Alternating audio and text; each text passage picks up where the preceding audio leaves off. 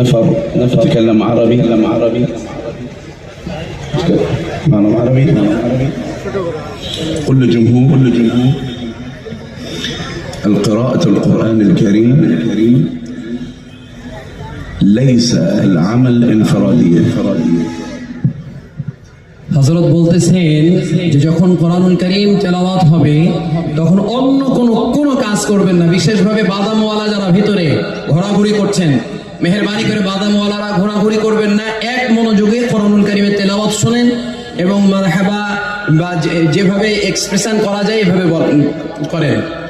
والمحفل الموفق 50% جمهور 50% قارئ.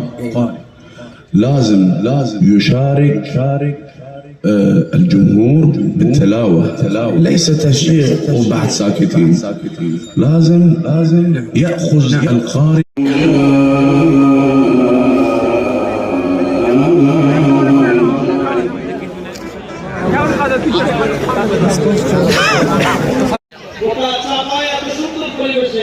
এত সুন্দর তেলাওয়াতের পরিবেশ কোথাও নাই। যে পরিবেশটা আপনি এখানে গঠন করেছেন, প্রত্যেক বছর ওনাকে যদি আমরা সহযোগিতা না করতে পারি উনি কিন্তু আগাতে পারবেন না। আমরা সবাই মিলে যদি সহযোগিতা করি, হ্যাঁ, 10-এর লাঠি 1-এর বোঝা, আমরা 10 জন মিলে যদি ওনাকে সহযোগিতা করি ইনশাআল্লাহ ওনার কাছে বোঝা মনে হবে ইনশাআল্লাহ।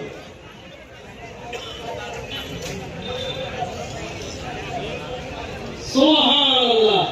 সাফাই নবাবগঞ্জের নুরানি বোর্ডের মহাপরিচালক আব্দুল শাকুর সাহেব প্রত্যেক বছর এই কোরআন মজলিসের জন্য উনি 5000 টাকার একটা সদস্য ফরম নিয়ে গেছেন। নারে তাকবীর, আল্লাহু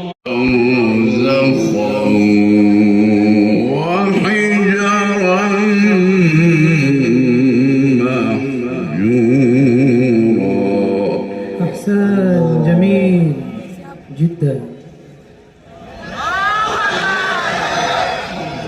নারে তাকবীর, লিল্লাহি তাকবীর।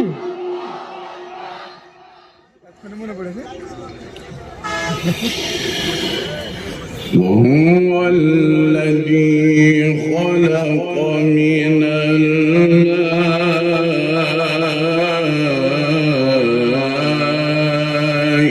بشرا فجعله نسبا وصهرا